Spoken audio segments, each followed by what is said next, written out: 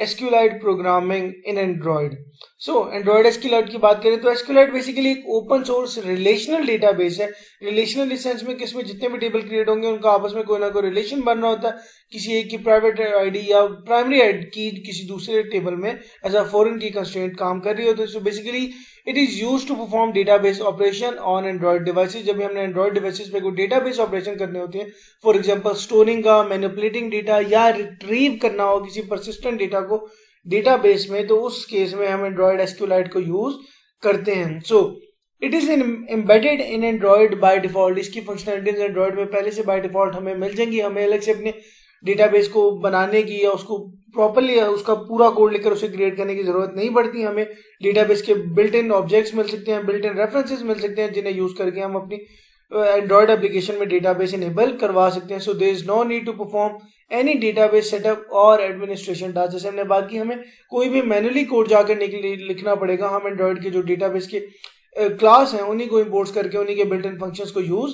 कर सकते हैं। सो इस एग्जांपल में हम देखेंगे कि किस तरह से हम SQLite में स्टोर और फेच करवाते हैं, किस तरह से डेटा डिस्प्ले होगा, और वो डेटा हम किसी भी फॉर्म में डिस्प्ले करवा सकते हैं, चाहे तो वो स्पिनर में करवाएं, लिस्ट व्यू में करवाएं या किसी और पेज में करवाएं। जिस तरह से आपकी रिक्वायरमेंट है आप उस तरह से डेटा को यहाँ पे शो करवा सकते हैं। सो SQLite में सबसे पहली चीज है SQLite open helper class. Basically ये android.database.sqlite की SQLite ओपन हेल्पर क्लास है जो हेल्प करती है आपको डेटाबेस क्रिएशन में और उसकी वर्जन मैनेजमेंट में। जब भी आपने किसी एंड्रॉयड एप्लीकेशन में डेटाबेस को यूज करना होगा, आपने उस डेटाबेस की क्लास को एक्सटेंड करवाना पड़ेगा। SQLite ओपन हेल्पर की क्लास है ताकि हम उस फंक्शन में जाके डेटाबेस को क्रिएट कर सकें, डेटाबेस को ओपन कर सकें, उसे मैनेज भी कर सकें। सो उसके लिए हमें इंप्लीमेंट करवाने पड़ेंगे on create and on upgrade के बिल्ट इन मेथड, जो कि SQLite ओपन हेल्पर क्लास हमें प्रोवाइड करेगी। हमें ये दोनों फंक्शंस अपनी उस क्लास में जाके इनेबल करने पड़ेंगे, तभी हम SQLite ओपन हेल्पर को यूज करते हुए अपनी डेटाबेस को क्रिएट कर सकते हैं। सो दूसरी चीज जो SQLite प्रोग्रामिंग में हमारे पास आती है वो है SQLite डेटाबेस क्लास, जो कि बेसिकली SQLite डेटाबेस के मेथड को परफॉर्म करने के लिए यूज होता है। जैसे कि इंसर्ट है, क्रिएट कर सकते हैं हम डेटाबेस, इंसर्ट कर सकते हैं डेटाबेस में, update in record in database, CMS delete कर सकते हैं, और last but not the least हम डेटाबेस में से कोई डेटा सेलेक्ट भी कर सकते हैं। लाइक जैसे आप फाइंड या सर्च भी कहते हैं कि अपने डेटाबेस में कोई डेटा को सर्च भी आप कर सकते हो यूजिंग SQLite डेटाबेस। तीसरी चीज हमारे पास जो SQLite में आ जाती है वो है basically storage. So SQLite is not the only way to save data in Android. हमारे पास अदर वेज भी हैं जिनके थ्रू हम डेटा को अपनी एप्लीकेशन में स्टोर करवा सकते हैं। सो नंबर 1 है हमारे पास शेयर्ड प्रेफरेंस। अगर हम बात करते हैं SQLite के अलावा, तो शेयर्ड प्रेफरेंस है जो बेसिकली प्रिमिटिव डेटा को सेव करता है एंड्रॉयड में। ये बेसिकली ऐसा की पेयर काम करता है कि जब भी हमने शेयर्ड प्रेफरेंस में डेटा सेव करवाना होगा तो यूजिंग अ की पेयर हम डेटा को इसमें सेव करवा सकते हैं। For example, if you place N order from an online store, आपका ऑर्डर नंबर प्रिमिटिव है, वो लॉन्ग भी हो सकता है या कोई डबल नंबर भी हो सकता है, तो आप डायरेक्टली अपने ऑर्डर को सेव नहीं करवा सकते क्योंकि it is not a native Java data type.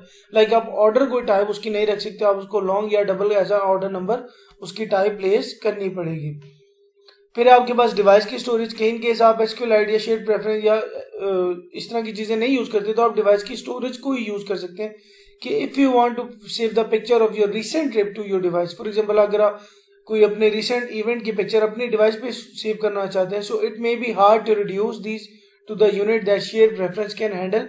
तो इस केस में हम क्या करते हैं, हम सिंपली डंप कर देते हैं उन लार्ज डेटा को अपनी डिवाइस की ही स्टोरेज पे। हम उस केस में शेयर्ड प्रेफरेंसेस को यूज नहीं करते। थर्ड केस है हमारा नेटवर्क के। For example, in some case जैसे यू मे हैव डेटा जो कि एफिशिएंट नहीं है कि हम उसे लोकल डिवाइस पे स्टोर कर सकें, और इन सच केस उस केस में हम डेटा को अपने किसी भी नेटवर्क लोकेशन पे, किसी भी क्लाउड लोकेशन पे, किसी भी ऑनलाइन डेटाबेस में जाकर सेव करते हैं।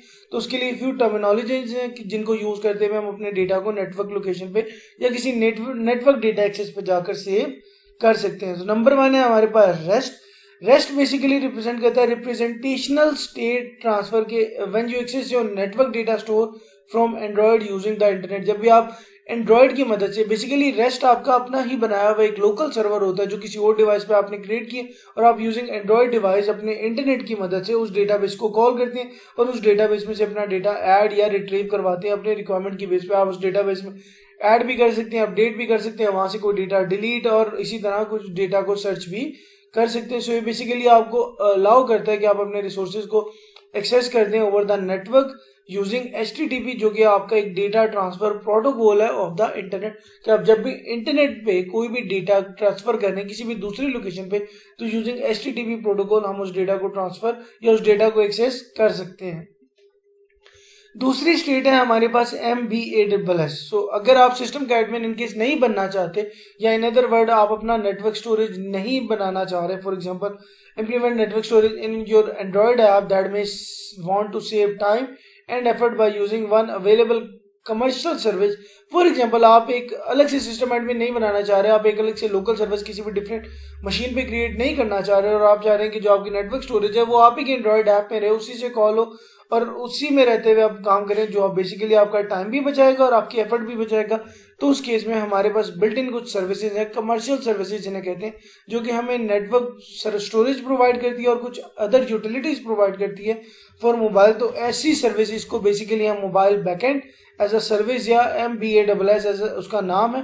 तो ऐसी सर्विसेज को हम मोबाइल बैकएंड सर्विस भी कहते हैं, जो बेसिकली हमें अलाउ करती है कि हम उन्हीं की सर्विसेज को, नेटवर्क सर्विसेज को यूज करते हुए अपनी एप्लीकेशन का डेटा उसमें स्टोर करवा सकें। हमें अलग से जाके कोई लोकल सर्वर डिप्लॉय नहीं करने पड़ते जिसमें जाके हम अपने डेटा को, या जिनके बाद हमें अपनी एप्लीकेशन में जाकर फिर से सेट करने पड़ते हैं। तो आज के लिए इतना ही। Thank you so much. अल्लाह हाफिज।